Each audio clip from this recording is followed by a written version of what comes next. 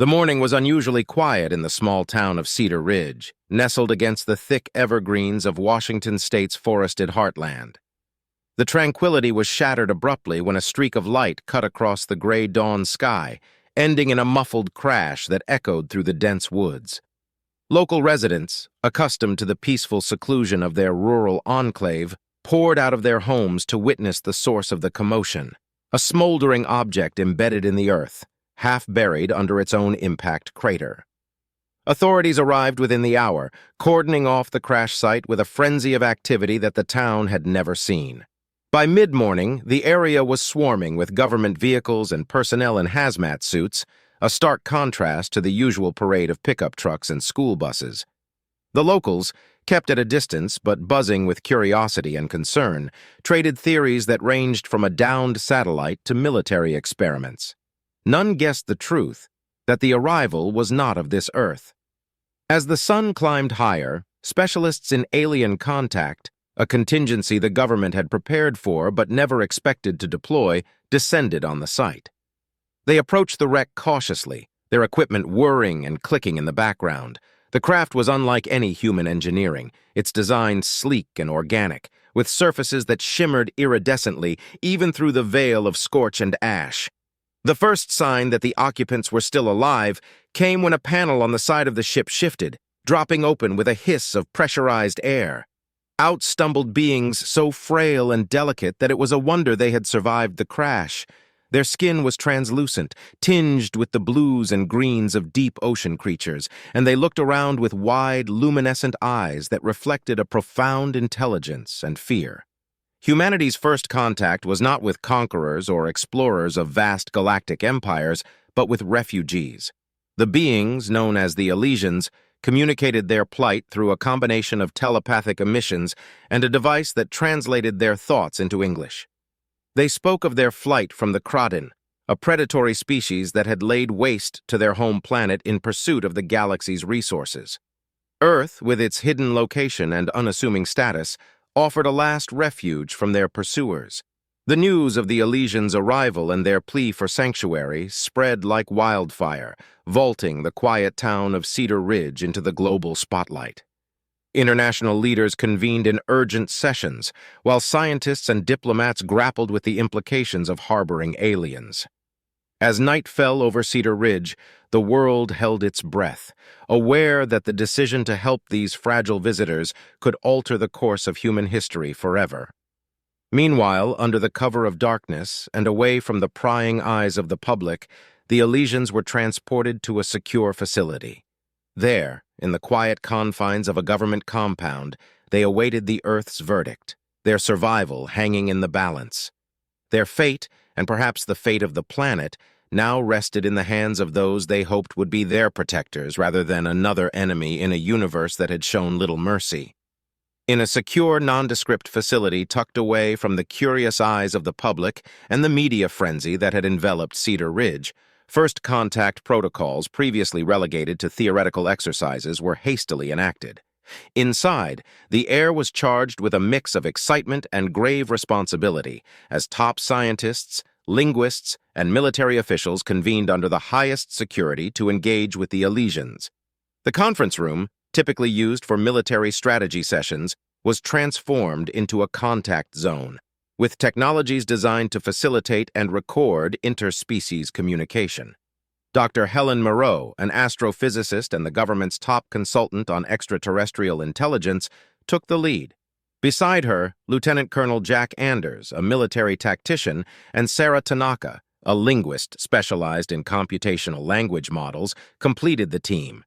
The initial communication with the Elysians was tense, filled with the unspoken fear of missteps. The Elysians themselves seemed acutely aware of their vulnerable position, their thin, light frames trembling slightly, either from the crash or the uncertainty of their reception. Using their translation device, which converted their thoughts into a serene, mechanical voice, the Elysians explained their situation. Their planet, Alis, had been a place of peace and scientific achievement, a stark contrast to the aggressive expansion of the Crodin. The Crodin, who thrived on conquest and assimilation of weaker planets into their regime, had found the Elysians an easy target. The refugees described how they had escaped in one of the last remaining vessels, their course set to Earth, a planet they had observed as diverse in life and potentially sympathetic to their plight. As they spoke, the room was filled with a palpable mix of sympathy and strategic calculation. The humans understood that offering asylum to the Elysians could inadvertently drag Earth into a larger galactic conflict with the Kroden. Yet, the potential benefits of aligning with a species that had mastered interstellar travel and possessed advanced scientific knowledge were tantalizing. Colonel Anders, his mind always on security, raised concerns about the Kroden's potential response to Earth harboring their enemies.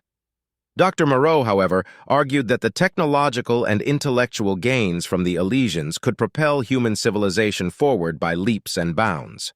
Sarah, ever the empath, focused on the humanitarian aspect, pointing out that Earth had a moral obligation to offer refuge to those in need.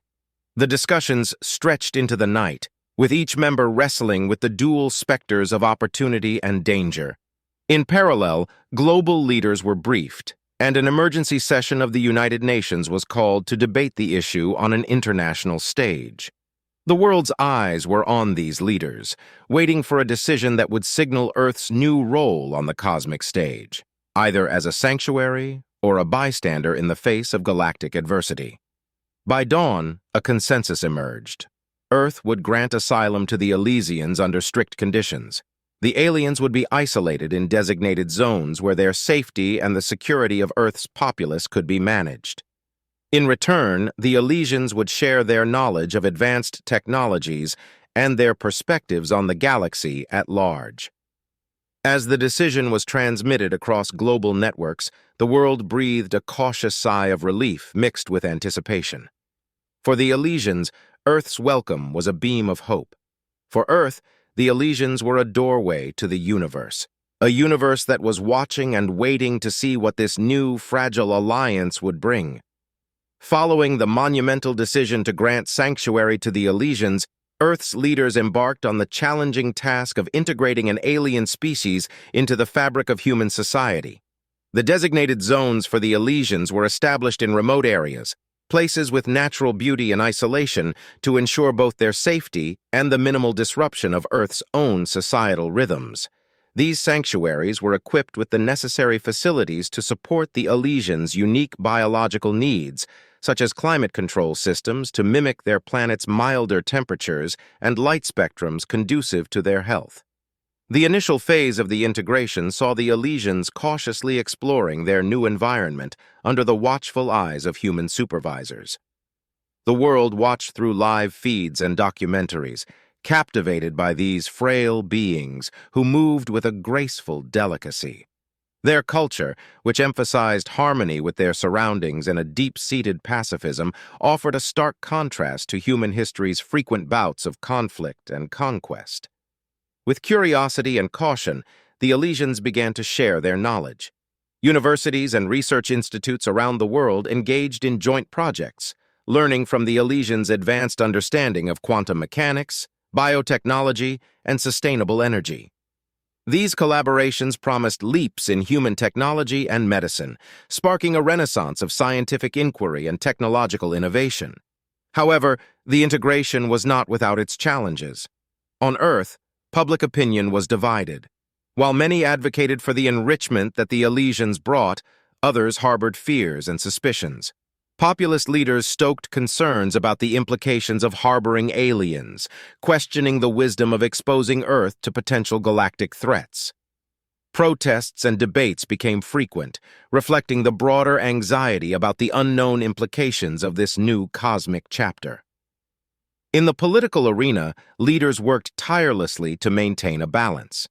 Diplomatic channels buzzed with activity as Earth's governments coordinated their policies towards the Elysians and prepared for any potential backlash from the Kroden or other galactic entities. Military strategists, meanwhile, took advantage of the Elysian technologies to bolster Earth's defenses, constructing advanced orbital platforms and satellite systems that could protect the planet from potential invasions. As the Elysians settled into their new homes, extraordinary stories of human-Elysian interaction began to emerge. Schools organized visits to the sanctuaries where children could learn about Elysian culture, and Elysian representatives participated in cultural exchanges, attending concerts, art exhibits, and public lectures about their history and the cosmos. One poignant story that captured the world's heart was that of an Elysian named Lyria, who began collaborating with a team of Earth botanists to create hybrid plants. These efforts not only resulted in breathtakingly beautiful gardens, but also produced crops capable of thriving in harsh environments, potentially solving food scarcity issues in arid regions around the globe. Despite the challenges, the joint ventures and shared experiences between humans and Elysians slowly wove a tapestry of mutual respect and understanding. Earth was not just providing refuge, it was gaining a place in the broader universe. As the first year of the Elysians' arrival drew to a close, the world was cautiously optimistic. Humanity had not only extended a hand of friendship across the stars, but had also embarked on a transformative journey that promised to redefine its place in the galaxy. As Earth adjusted to its new role as a sanctuary for the Elysians, the early tremors of change had evolved into a seismic shift in technology, culture, and global policy. The advanced technologies shared by the Elysians led to groundbreaking advancements. Hospitals began utilizing biotechnological tools derived from Elysian medicine, dramatically increasing the recovery rates of chronic diseases and injuries. Energy sectors were revolutionized with the introduction of efficient, clean power systems based on Elysian designs, drastically reducing Earth's carbon footprint and mitigating the effects of climate change. The dissemination of Elysian technology was meticulously managed to prevent misuse. Each technological exchange was overseen by a newly formed Earth-Elysian Council, comprising both human and Elysian leaders, who ensured that the shared knowledge was used ethically and that the benefits were distributed equitably across global communities. This careful stewardship helped to ease some public concerns about the rapid integration of alien technology, illustrating a commitment to responsible progress. Culturally, the Elysians had a profound impact.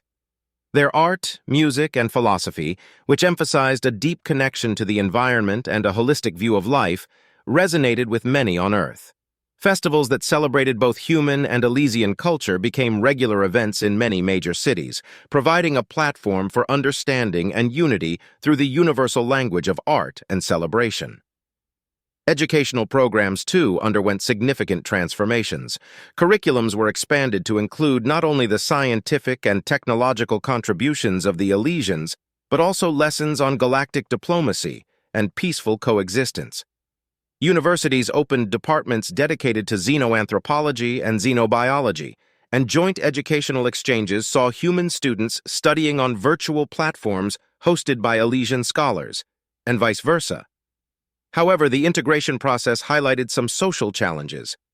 Despite widespread support for the Elysians' presence, a segment of Earth's population felt threatened by the rapid changes.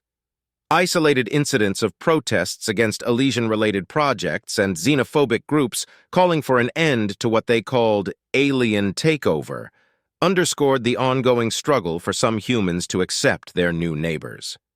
To address these tensions, the Earth government launched a series of public outreach initiatives, including town hall meetings, public dialogues featuring Elysian speakers, and documentary series detailing the stories of Elysians and the benefits of their presence on Earth. These efforts were aimed at demystifying the Elysians and addressing misconceptions and fears directly. One of the most heartwarming outcomes of the Elysians' integration was the establishment of the Terra Elysian Friendship Park, a vast area that combined Earth's natural landscapes with Elysian horticultural innovations. This park became a symbol of Earth-Elysian cooperation, a place where visitors could experience the blending of two cultures through the beauty of nature. It was here that Lyria, the Elysian botanist, unveiled the Harmony Grove, a section of the park that featured a mesmerizing array of flora from both Earth and Alis, engineered to thrive together in a stunning display of interspecies botanical synergy. As Earth continued to navigate the complexities of its role as a galactic sanctuary, the successes of these cultural, educational, and technological integrations served as a beacon of what could be achieved through empathy, cooperation, and shared vision. The story of Earth and Alis had become one of unexpected unity, setting a hopeful precedent for the future interactions between humanity and the wider cosmos. While Earth reveled in the burgeoning era of peace and technological advancement brought by the Elysians, the shadows of a greater galactic conflict began to encroach upon this newfound harmony. The first signs were subtle, detected only by the most sensitive of Earth's new satellite systems, a slight, irregular pattern of disruptions in the outer sectors of the solar system.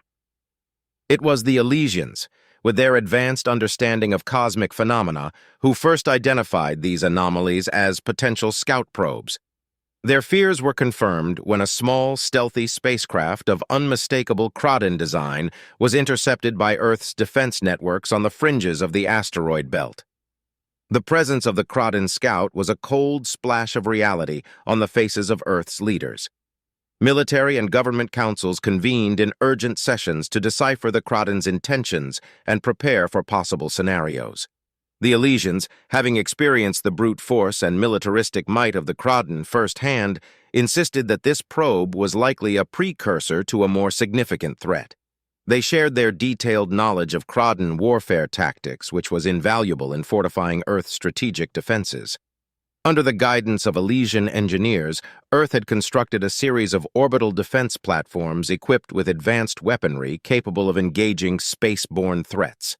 These platforms were now staffed with quick response teams, comprising both human and Elysian military tacticians, and put on high alert. The detection of the Crowden scout ship had catapulted these teams into real-world action far sooner than expected. Simultaneously, on the ground, public reaction to the news was a mixture of fear and defiance. Governments worked to maintain calm, emphasizing the preparedness of Earth's defenses, but also preparing civilian evacuation protocols as a precaution. Media outlets were flooded with expert analyses and not-so-expert opinions, while online platforms buzzed with speculation and calls for unity. The Elysians, despite their non-combative nature, were instrumental in bolstering Earth's morale and readiness. They participated in public broadcasts, sharing their stories of resilience and the harsh lessons learned from their encounters with the Crowden. Their message was clear. The Crowden did not negotiate, and they did not show mercy, but with careful preparation and unified resistance, they could be repelled. As Earth's orbital sensors tracked the movements of what was now confirmed to be multiple incoming Crowden ships, a strategic plan was put into action. This plan involved a series of defensive maneuvers designed to protect Earth and its satellites, while also keeping the Crowden at bay long enough to assess their capabilities and intentions. Every satellite, every ship, and every piece of communication was scrutinized for weaknesses and fortified against potential Crowden cyber attacks, known to precede their physical onslaughts. The climax of this chapter of tension came when a small fleet of Crowden warships made their entrance into the solar system, their intentions unmistakably hostile. Earth's newly forged defense systems sprang to life, launching a coordinated defense that surprised the invading force with its sophistication and effectiveness. The orbital platforms, guided by the tactical acumen of the Earth Elysian defense teams, managed to disable the lead Crowden ship, sending a clear message. Earth would not be a passive victim in the galactic power plays. The initial victory was celebrated, but it was tempered by the realization that this battle was likely the beginning of a prolonged conflict.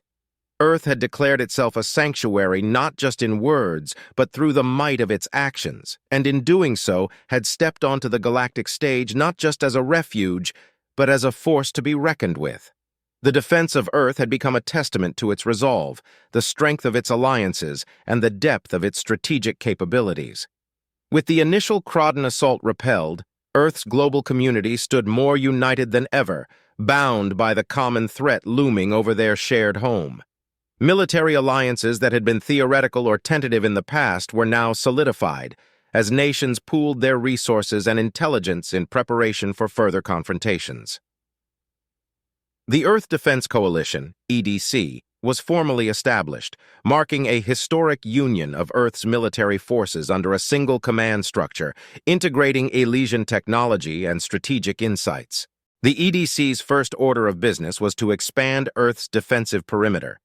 Additional orbital defense platforms were constructed at a rapid pace, each equipped with the latest in laser and missile defense technology adapted from Elysian schematics. Training programs were initiated on a massive scale, preparing human forces to operate these technologies and to engage in potential space-based combat scenarios. Elysians, despite their peaceful nature, contributed immensely, serving as instructors in the physics of space warfare and the engineering of their advanced technology. On the home front, public sentiment had shifted from initial apprehension about the Elysians to a broad recognition of their role as allies against a common enemy. This change was reflected in the media, which now frequently featured joint human-Elysian cultural events designed to bolster morale and foster a spirit of unity.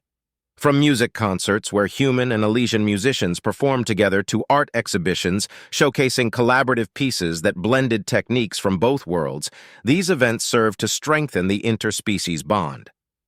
Meanwhile, intelligence teams, staffed by both humans and Elysians, worked tirelessly to intercept and decode Krodan communications. Their efforts paid off when they uncovered significant details regarding the Krodans' military capabilities and their strategic goals in the galaxy. It became clear that Earth's defiance had caught the Krodan off guard, forcing them to reconsider their approach. The Krodan, known for their reliance on overwhelming force and quick victories, found themselves mired in a conflict that demanded more than just brute strength. As Earth's defenses solidified, so did its offensive capabilities. The EDC developed a series of counter-strike vessels designed for rapid deployment and equipped with stealth technology to evade Krodan sensors. These vessels were the spearhead of Earth's new proactive defense doctrine, capable of launching precise strikes to disrupt Krodan operations and gather crucial intelligence about their movements in the solar system. The climax of these preparations came when a Krodan battlecruiser, significantly more formidable than the earlier scout ships, attempted to breach Earth's defenses. The cruiser was met with a barrage of fire from Earth's orbital platforms, coordinated by the EDC's Central Command. Meanwhile, the counter-strike vessels, employing guerrilla tactics learned from the Elysians, attacked the cruiser's flanks, exploiting weaknesses previously identified by the intelligence teams. The battle was intense and showcased the growth of Earth's military strategies. The Krodan cruiser, heavily damaged and unable to penetrate Earth's improved defenses, was forced to retreat. This victory was broadcasted globally, not just as a military success, but as a symbol of Earth's resilience and the strength of its people and their alien allies. Celebrations were tempered with the knowledge that the war was far from over, but a new confidence filled the hearts of Earth's citizens. They had seen their home transform from a passive planet into a formidable fortress, a sanctuary not just for humans, but for any who sought refuge from oppression, standing boldly against one of the galaxy's most feared conquerors. The aftermath of the successful defense against the Krodan cruiser brought a brief period of respite to Earth, but it was a time charged with urgency rather than relaxation. The leaders of the Earth Defense Coalition, EDC, used this pause in hostilities to further fortify Earth's defenses and expand their strategic capabilities, preparing for what many saw as an inevitable return of the Krodan forces. As Earth's military and technological might grew, so did its diplomatic endeavors. The planet was no longer an obscure, uninvolved player in the galactic arena, but had become a beacon of resistance and sanctuary. This status attracted attention from other species and distant coalitions, some of whom sought to learn from Earth's success or offer alliances. Diplomatic missions, once confined to terrestrial concerns, now extended into interstellar negotiations, with the Elysians playing a crucial role as Earth's ambassadors. They were instrumental in navigating the complex network of galactic politics, helping Earth forge alliances with civilizations wary of the Krodans' dominance. Back on Earth, the EDC initiated Operation Stellar Shield, a comprehensive plan to not only defend, but also deter any further Krodan aggression. This operation saw the construction of advanced, long-range sensor arrays capable of monitoring vast stretches of space, providing early warnings of incoming threats. These arrays were coupled with mobile defense fleets, which patrolled key sectors and could quickly respond to potential incursions. The preparation for a sustained conflict led to significant advancements in Earth's aerospace and defense industries. New spacecraft designs, featuring hybrid human-Elysian technologies, rolled out from production stations around the globe. These ships were faster, more agile, and equipped with weaponry that could pierce the shields of Krodan warships. Earth's civilian aerospace sector also benefited, experiencing a technological renaissance that promised to revolutionize space travel and commerce for humans. The heightened state of readiness paid off when intelligence channels buzzed with confirmed reports of a large Krodan armada advancing towards Earth. This time, the Krodan had committed a significant portion of their fleet, intending to crush Earth's resistance once and for all. The scale of the incoming force dwarfed the previous skirmishes and put the effectiveness of Operation Stellar Shield to the test. As the Krodan fleet approached, Earth launched its newly formed Rapid Response Squads. These squads, a mix of human and Elysian pilots, engaged the Krodan in a series of hit-and-run attacks designed to disrupt their formations and chip away at their morale.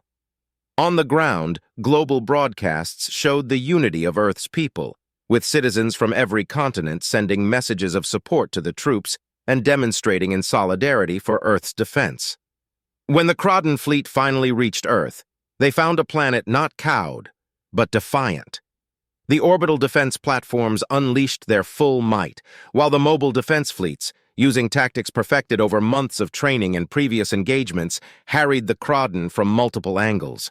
The battle was fierce, lighting up the sky with the blaze of laser fire and the explosions of damaged ships. The turning point came when a daring maneuver by Earth's elite pilots led to the destruction of the Krodan flagship's main reactor, sending shockwaves through the enemy fleet. With their flagship lost, the Krodan command structure faltered, and Earth's forces seized the opportunity to press their advantage. The battle ended with a decisive victory for Earth, sending the remnants of the Krodan fleet retreating in disarray.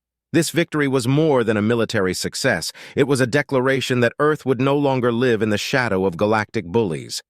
It celebrated the resilience of its people and the strength of its alliances, especially the bond with the Elysians, who had stood by humanity through this trial.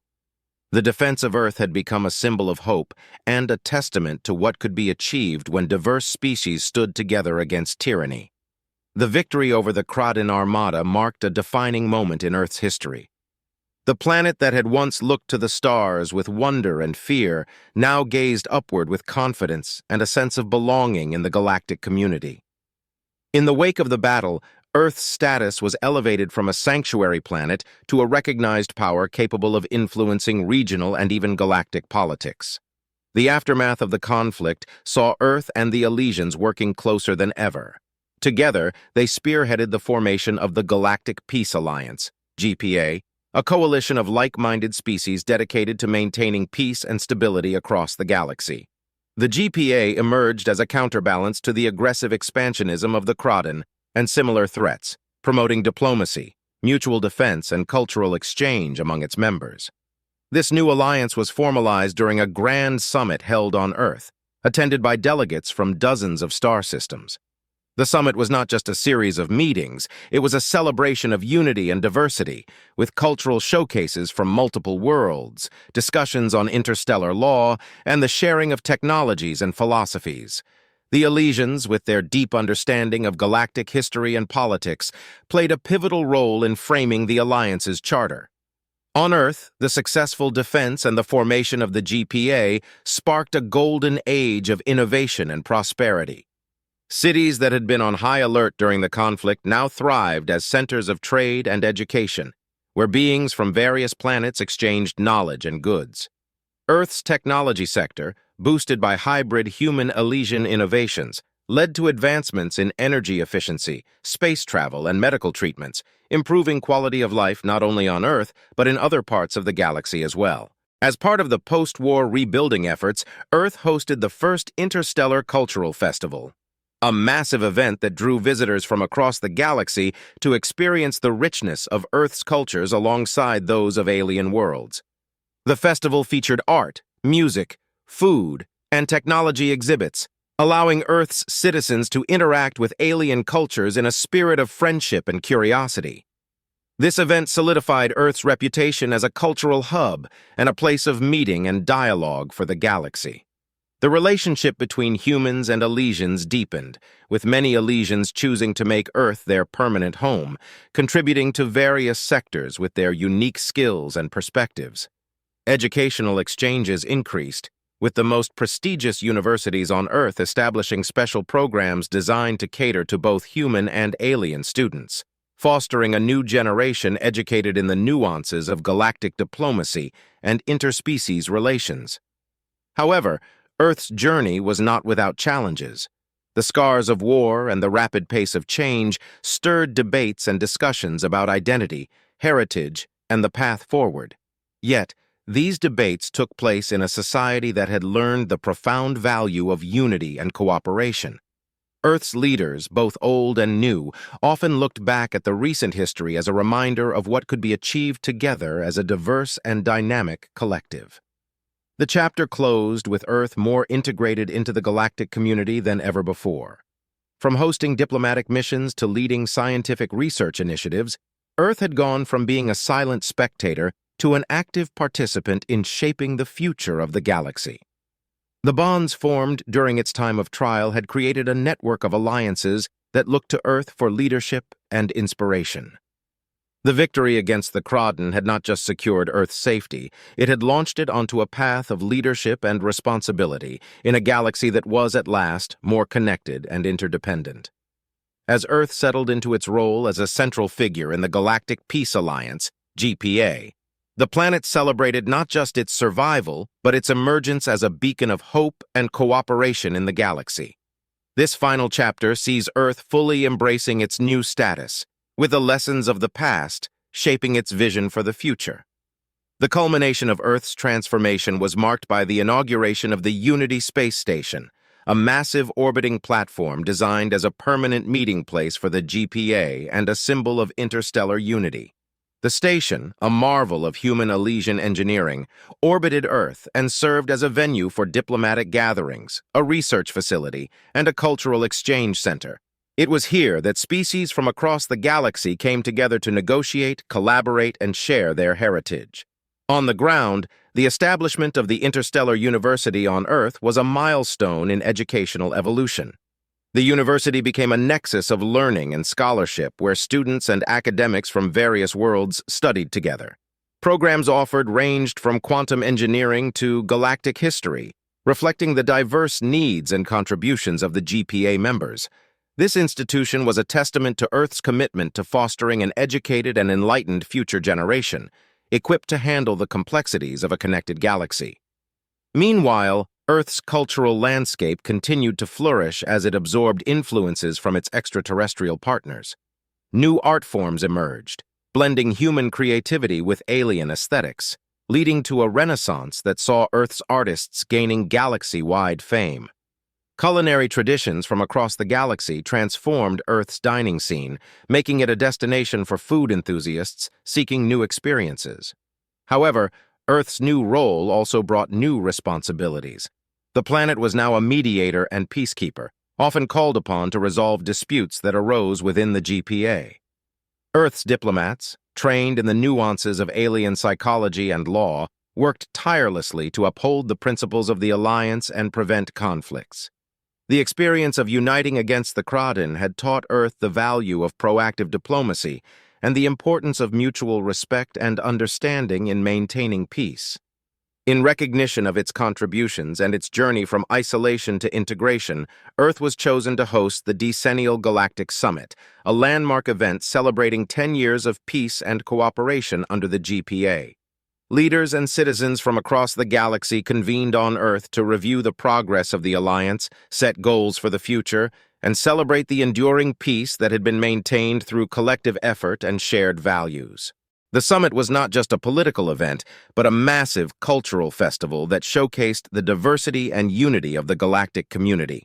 Streets were adorned with flags and symbols representing various planets, and public squares were filled with music, dance, and displays of alien technology. The air was filled with a multitude of languages as visitors from different worlds mingled, shared stories, and forged friendships. The final scenes of the story highlighted children, both human and alien, playing together in the parks of Earth's cities, learning from each other and growing up with a sense of normalcy in diversity. These children were the future, living embodiments of the hope and harmony that the GPA represented. They would grow up in a galaxy where Earth was not just another planet, but a home and a haven for those who sought peace. The story concluded with Earth not only having found its place in the galaxy, but having helped redefine what that galaxy looked like. It was a community not bound by fear or dominance, but by the collective pursuit of a brighter, shared future. Earth's journey from a sanctuary for the galaxy's weakest to a leader in galactic peace encapsulated the potential for change and the power of unity.